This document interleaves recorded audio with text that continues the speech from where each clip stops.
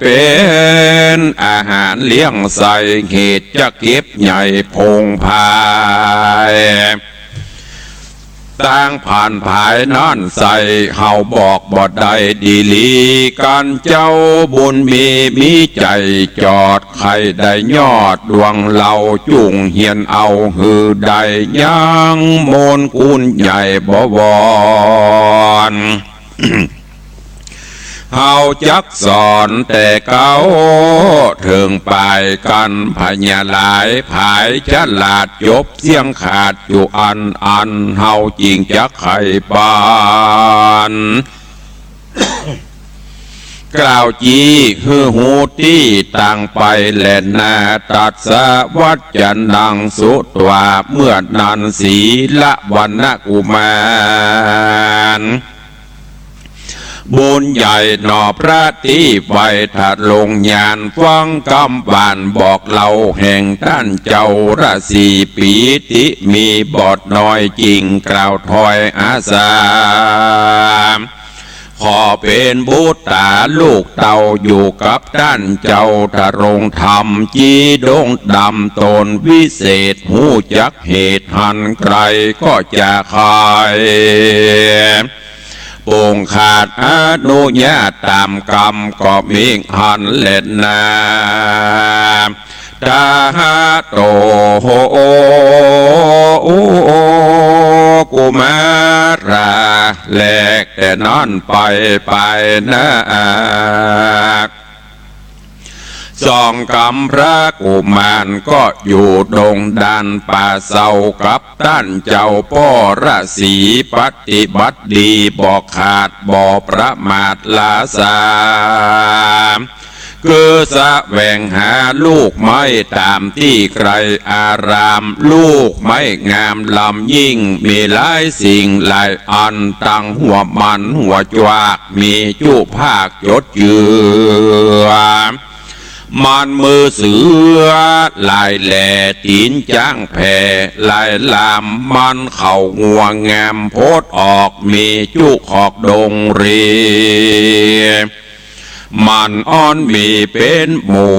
มันเข้ากำอยู่ใหญ่ๆมันดงไพรหลายหลากตามใจอยากจักเอาย่อมงามเหล่าลำยิ่งได้แล้วจริงนำมาโดกแดงดาพร้อมไข่วางใส่ไว้เหนือคันยกเกณฑ์ปันราศีเจ้าฉันต่างเขายำงายแล้วองค์ควายปัดกวาดยังควงอาวาสเกหาตักน้ำมาดาไว้ตั้งน้ำใจและฉันถึงตะวันคำลาดาลับป่าดงนาก็เก็บบุผาดอกซ้อมมีพร่ำรอมลายสีพงบ้านดีกรีใหญ่วางใส่ไว้เหนือขันฮือจีดงขันบุญใหญ่ใจขับไว้ปูจาทั้งสองขาปีน้องจอดอยู่ห้องอาสรม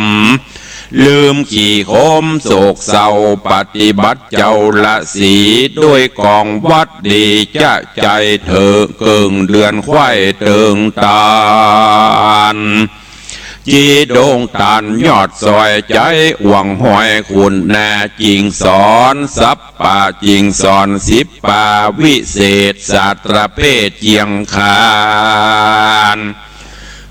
สองกูแมนคุณใหญ่จำชื่อไว้กับตนนอพระตัดสะปนน้อยนาดพญาฉลาดสับเสียวเฮียนกรรมเดียวก็ได้จำชื่อไว้เร็วไวส่วนสายใจน้องลาพญาตุนจ้าปึกหนาว่าไปมาลืมเล่าจำบทเก้าลืมบทไป 7 วันหมายเป็นขนาดจริงเฮียนได้บทบาทกาถาตาภาษาโตนวิเศษหูเก้าเหตุอุปนิสัยเจ้าสอนไปจะใจบ่เฮือใดตุ่มวางเจ้าบุญขวางผู้ปี้จบแจ้งที่โจประการจีดงดานยอดซอยใจจืนจ้อยยินดียิ่งใครว่าตีบอกเราซึ่งหนอพระเจ้าบุญนะบ้าบานีนะลูกพ่อพญาหม้อเหลือคนเฮียนเวทเฮียนเวทมนต์สุดยอดแม่นจักสอดเตียวไปในที่ไกลหรือไกลในป่าไม้ดงดอนหรือในนครใหญ่หน่อยย่อมสมไฟหอยขนิ่งไม้บอกมีอนตะรายมาตองในแห่งห้องอินทรีเว้นแต่วิบากมีหลายจาดบ่ได้ขาดโตโอยมาเป็นกรรมนำหน้านักใหญ่ยอมห้ามบ่ได้ดีลีแม่นมีเวทมนต์ดีหลายแหล่ก็บ่อาจแป้ปาปะกรรมแลนะจังสุดว่าส่วนนอโพธิญาณหนุ่มเดาได้ยินป้อเจ้าราศีไขวาตีกล่าวจี้มีใจกรี้จมบานจิ้งหย่อมือสั่นตั้งเกลานบขับเล่าสามตีก็มีหันแหลดนาอาถาในกาละนั้นใส่หนอพระที่ไวทะโรงยานคือศีละวันนะกุมารหนุ่มนาเอาจริงว่าไว้เจ้าละสีแล้วไขวัดตีตันต่อว่าคาเดป้อตาภาษาอันว่ารัตนาพาเสดรัศมีเลิศเรื่องไรมีทิสะใดแน่มันค่าใครบุญดันไปจูเพื่อเล็งดูที่แจงหือเสียงแห่งสังกาขอพ่อคุณนาเก่าจี้หือหูที่ตั้งไปเจ้าสินใสยอดซอยจริงตอบถอยไข่กำว่าดูราตัวให้หรือยักษ์ต้องภายดงดานมาปะปานต่อแน่บ่อาจต่อตาพระโจรจักใดเมาบนต่ำก้อยทุกโศกหอยมองผ่านนอโพธิญาณบุญใหญ่ข้านิ่งไข่หันตันจริงไข่ปันกล่าวอูหือน้องหูขี้แย่แล้วลาพ่อตาภาษาบ่จะเพื่อออกดันป่าดงดานจีทะโรงยานตนวิเศษจบแจงเปตทะลงธรรมจริงนำเจ้าบุญนำกราบรากออกไปจากบรรณศาลายกแขนขวายกยืนออกแล้วจี้บอกตังเตียวว่าดูราเจ้าตาเขียวเฮ้ยน้อยหนอเจ้าจุงพอตั้งไปลัดดงไพรดันป่าเอาซื่อหน้าเป็นไม้ตั้งพันภายไกลโหดหลายร้อยโยชน์กันนาย่อมเป็นหินยาผ่าจ้อตั้งติดต่อใหญ่ๆสูงจันไหลลำมอกต้นไม้ออกปันปวงพ้องต้นหลวงพ้องต้นน้อยใหญ่หยาดถอยจดเยือไปทางเหนือจะใจข้ามดอยสูงใหญ่ปอปันจริงจักหันยังแก้วดวงเลิศแล้วเจียงคาน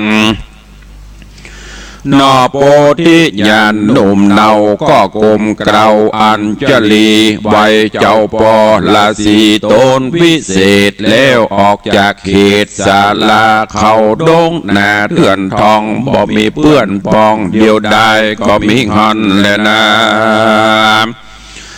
ตาตาในกาละยามนอนใส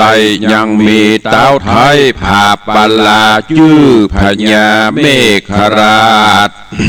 ชื่อพญาเมฆราชนั่งผาศาสสะเวยสีในปุรีเมืองกวางมีชื่ออ่างว่ามิถิลาเจ้ามีโบตา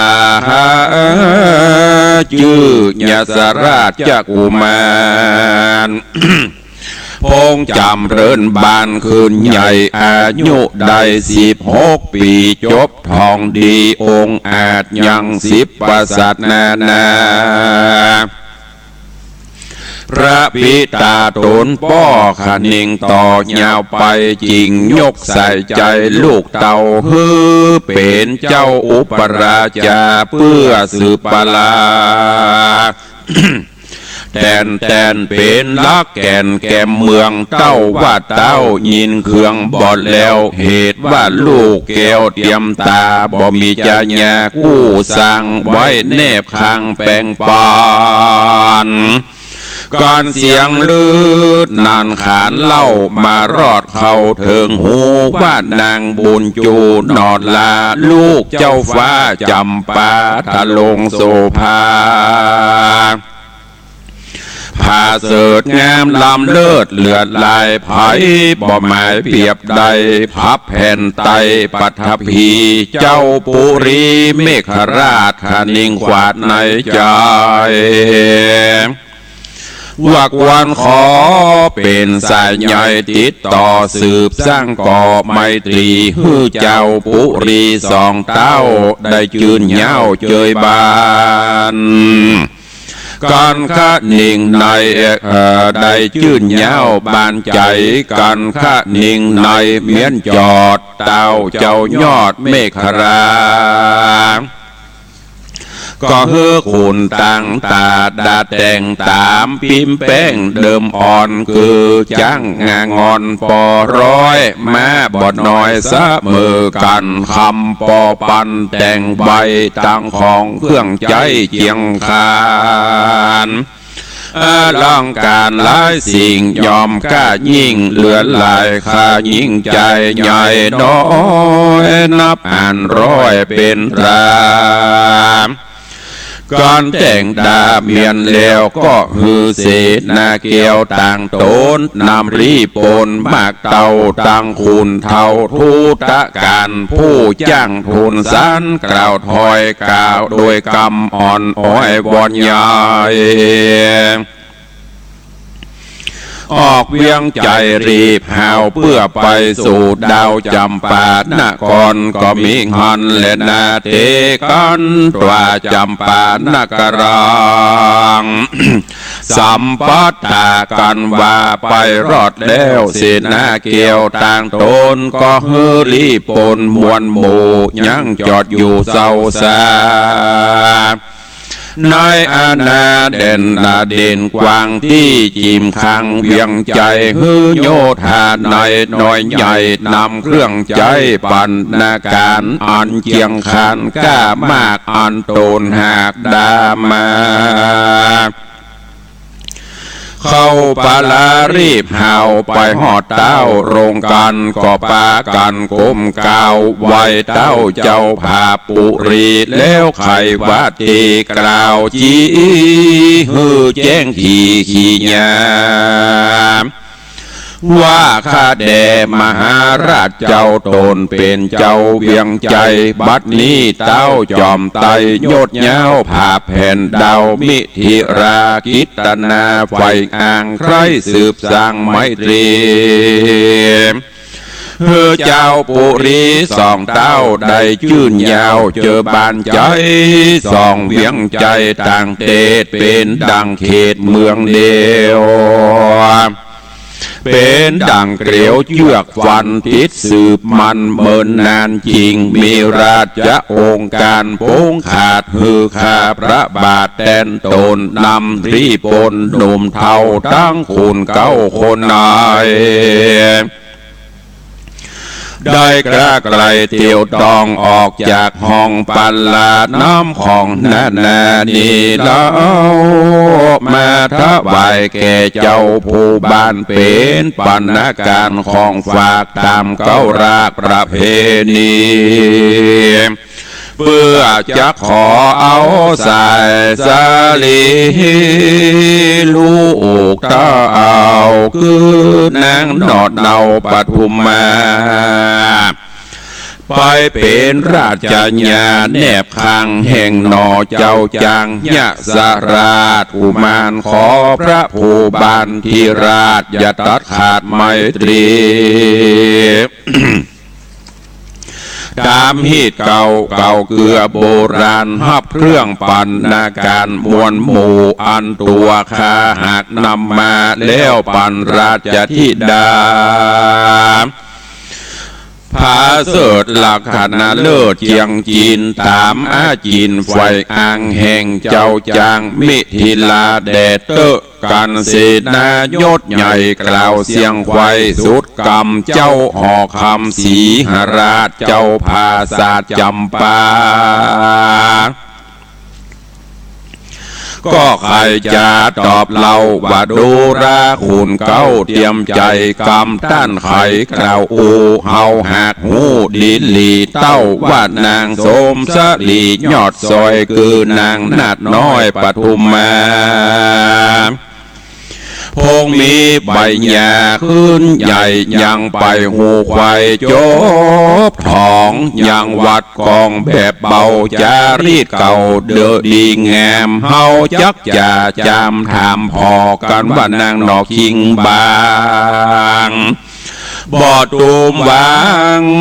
สัตว์ปล่อยตัวตามถอยกำเฮาจริงจะขับเอาของฝากอันสู่เจ้าหากนำมาการราชธิดาหนอเนื้อบ่ไฟเอากำปานนาการนำนี่เราขอสู่เจ้าตั้งหลาย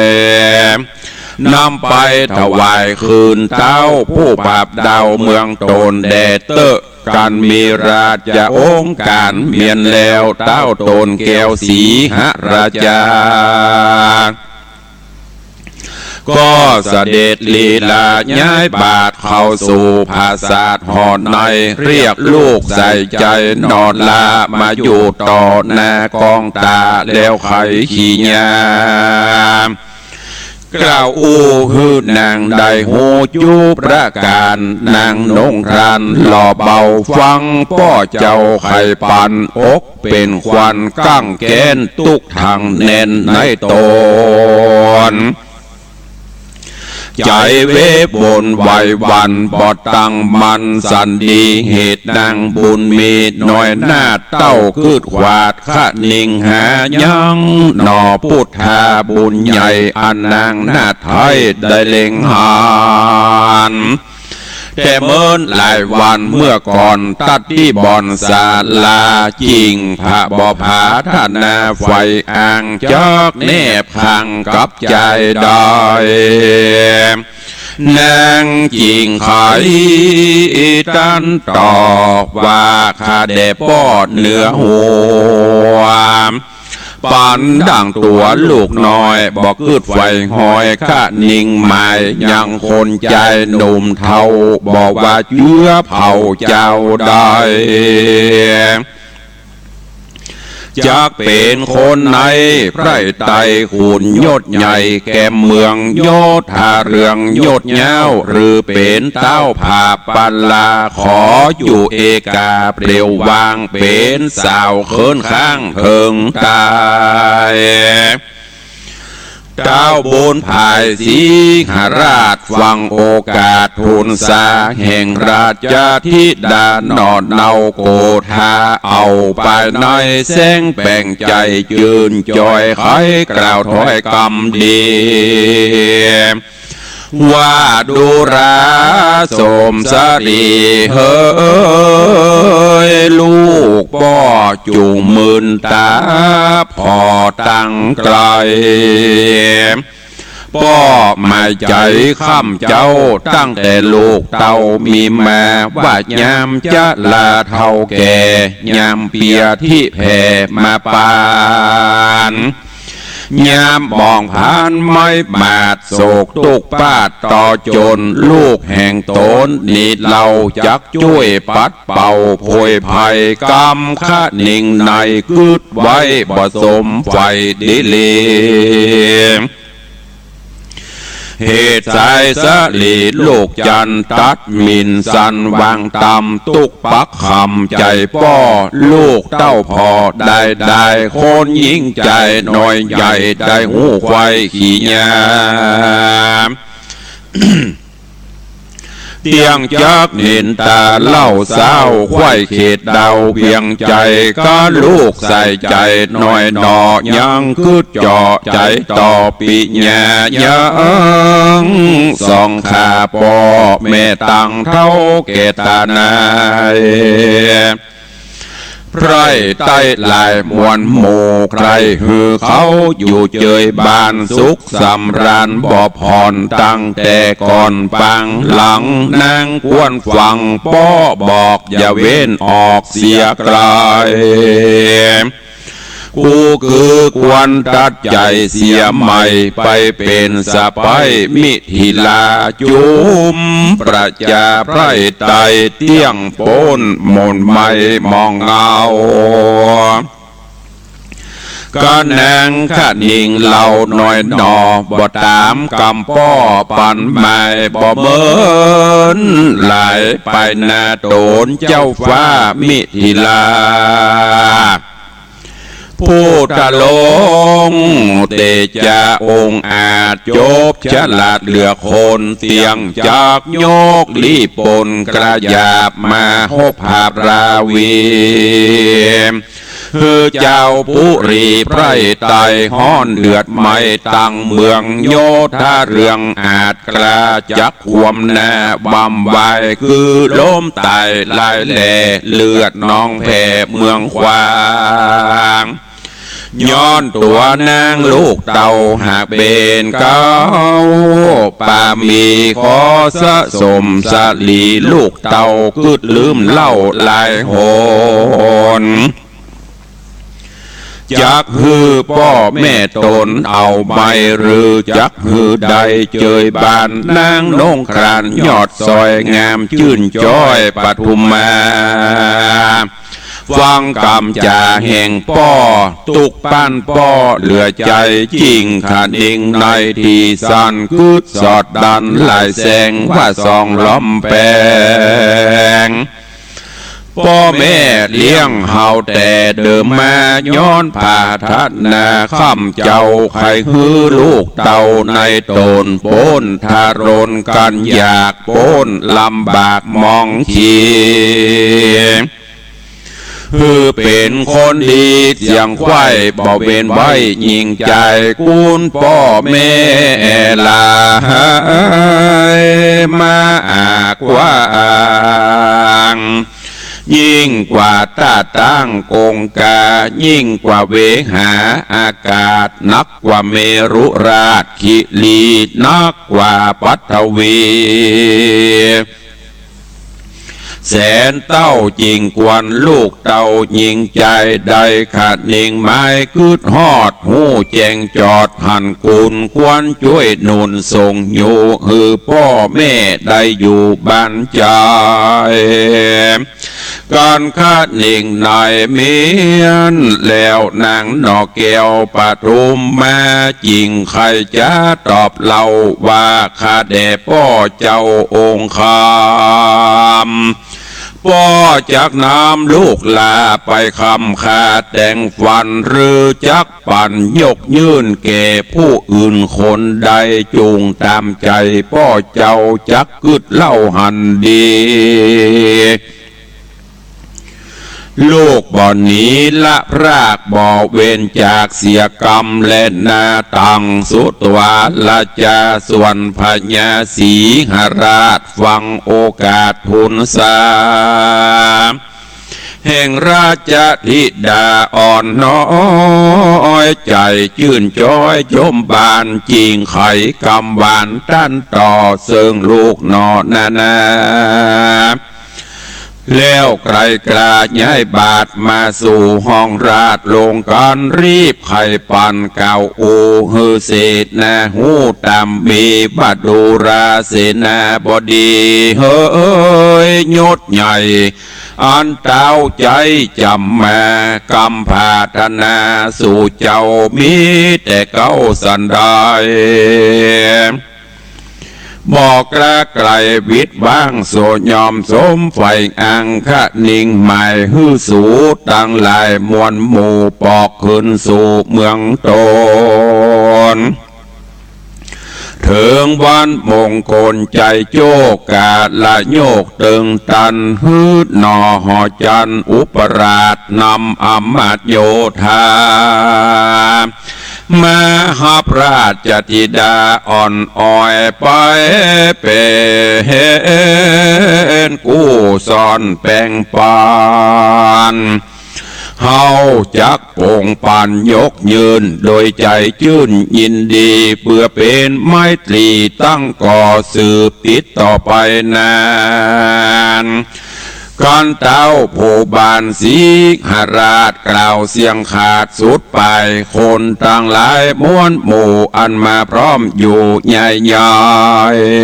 ๆต่างมีใจชื่นแย้วโห่ห้องเศร้าเนืองนานแล้วป้ากันทวนนายกแผ่นผ้าเรรำตั้งเอิ้นคำ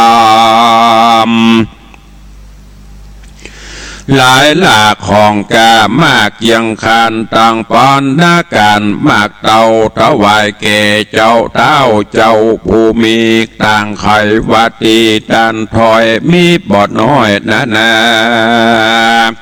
แล้วก็ลาขึ้นสู่ยังที่อยู่เมืองตนกันเที่ยวหนไปรอดถึงที่จอดเวียงใจก็เรียวไวรีบหาวขึ้นสู่ดาวหอคำ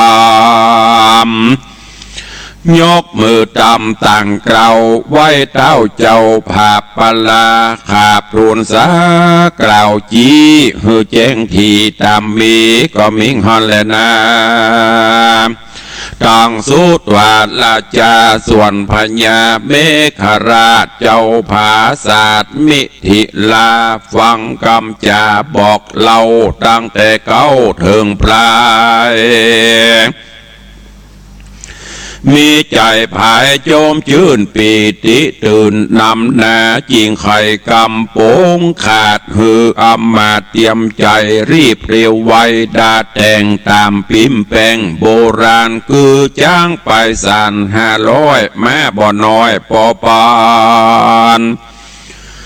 รถอันนั้นหลายหลาก500หากเป็นตราตังโยธาหนุ่มเท่า10,000เราเป็นไม้นางกัญญาลายแกว่นใจ500ควายเป็นตราเพื่อไปรุ่มราอยู่ไกลยังสะไปใหม่เมืองไกลการขุนเตรียมใจยศใหญ่ดาพร้อมควายบัวระมวลกาละกวนมารอดเต้าเจ้ายอดมิถิลา ก็คืออุปลาจาลูกเต่าได้เป็นเก้านำปนเพื่อไปฮับตนนางอ่อนมาเป็นกูซ่อนแปลงปาน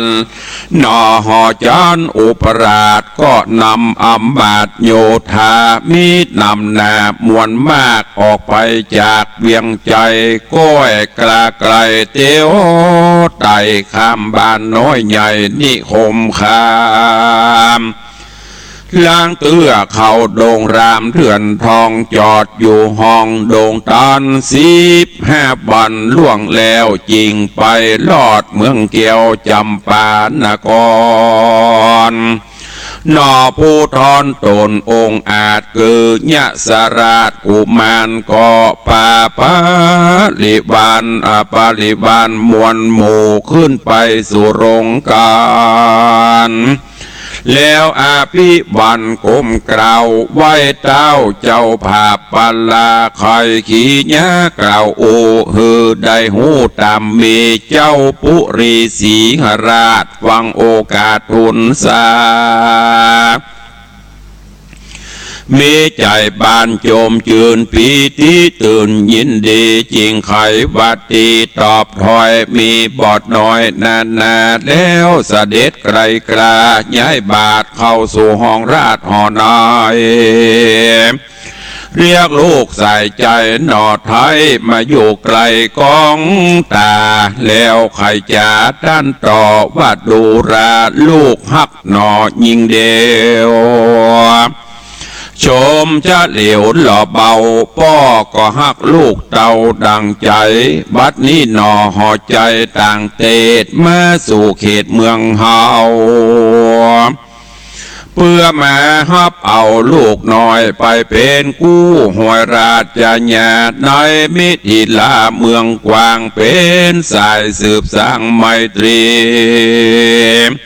สองผู้รีต่างห้องเป็นดังต้องเมืองเดียวไพร่ไตเตียวสมสอดไปมารอดถึงการดังโปงปั่นจัดเจือติดรังเรือเมินนานดูราศีบัวบานออดูราสลีบัวบานอ่อนน้อยลูกอย่าตำก้อยมองใจว่าพ่อบ่อะไรหักเจ้าบ่หักลูกเต่าสมสลีจริงหือลูกหนีจากเขตไปอยู่ต่างเตศไกลตาพ่อหากปีญาลูกเต่าจียิ่งกว่าตัวเก่าเลือลายพ่อเต่าขันนิงใหม่ไปนาใครหือลูกลาบุญมีได้สวดสดีเที่ยงเต่าถึงแก่เท่าจะลาฮือประจาไพร่ไตสุขย้อนไข่เวียงใจพ่อจริงตัดใจวางปล่อยให้ลูกน้อยเตรียมตาไปเป็นราชญาแนบข้างแห่งนอเจ้าจ้างเมืองไกลดูแลลูกใส่ใจเฮ้ยน้อยอ่อนลูกใจบอดเมืองเฮาไปอยู่เมืองเขาต่างห้องจูงตัวตามจ้องโบราณอย่ามานะหันกระดังอย่าอวดอ้างยอตัวหูปฏิบัติผัวอย่าขาดอย่าประมาทลาสาพิจารณาหือหูยังการอยู่การกินอย่าเมาวินโดยง่ายกรรมดึกกรรมดีกรรมดีและให้ถึงหูพิจารณาดูลืมเล่าตามแบบเบากองทำพ้องไข่กรรมต่อถอยโดยกรรมอ่อนอ้อยวอนใหญ่ย้อนมีใจใครใดยังของเครื่องใจรางวัลพ้องไข่ปันกล่าวอ้างเพื่อใครมั่งเพตาตั้งนางกันอย่าหน่อยใหญ่อย่าก็อย่าไว้อย่าได้ไว้วางใจยามจะไขมันแก่นสัจจะเมนตามธรรมอย่าได้ไขกรรมโสนสอเก็บกรรมต่อไปมากรรมปาดลาหยาบจ้ากรรมใต้เสื้อผ้าหันนีฮือใส่สลีน้อยนาดได้เว้นขาดเสียกลายวัดกองใดผาเสดจุงเฮอบังเกิดในตนจักเป็นมงคลจองหอยเฮอลูกอ่อนน้อยสวัสดีเจ้าผู้มีสีหราชเจ้าภาษาจำป่าได้สอนจ่าบอกเล่าซึ่งลูกเต่าหลายประการแล้วนำนางดงครานกลิ่นกูออกมาสู่ลงกันที่เพื่อยกปั่นโป่งขาดแก่อุปราชเมืองไกลเพื่อเป็นสายใหญ่ ติดต่อสืบสร้างก่อไมตรีตามประเพณีแต่ก่อนบ่ฮือผ่อนอันดาก่อนยามใจมารอดหนอเจ้ายอดอุปราจาก็ฮือนางปฐุมมาอาคราวลูกสาวเต้าผู้ทอนขี่จ้างงอนตัวผาเสดลักษณะเลิศมงคลปันดังโตนอุปราชก็ขี่จ้างอาจเจียงคานนำปริวานมวลมากออกไปจากเวียงใจก้อยกลาไกลจะใจเสียงดังไตมักกาก็เข้าดงนาเถื่อนท้องเพื่อไปสู่ห้องเมืองตนก็มีวานนั่นแหละนะนิธิตังขีญาสั่งวันนาวิเศษจะห้องเหตุธรรมเทศนาจะเข็บหัวแสงตอนที่12ก็บังกรมสมเด็จเสด็จกับญาติโยมท่านสาธุชนทั้งหลายวันนี้ขอความสุขสดสดีจงบังเกิดมีกับญาติโยมศรัทธาทุกท่านอยู่เย็นเป็นสุขจุ่มเนื้อเย็นใจขอให้มีสุขภาพพลานามัยสมบูรณ์แข็ง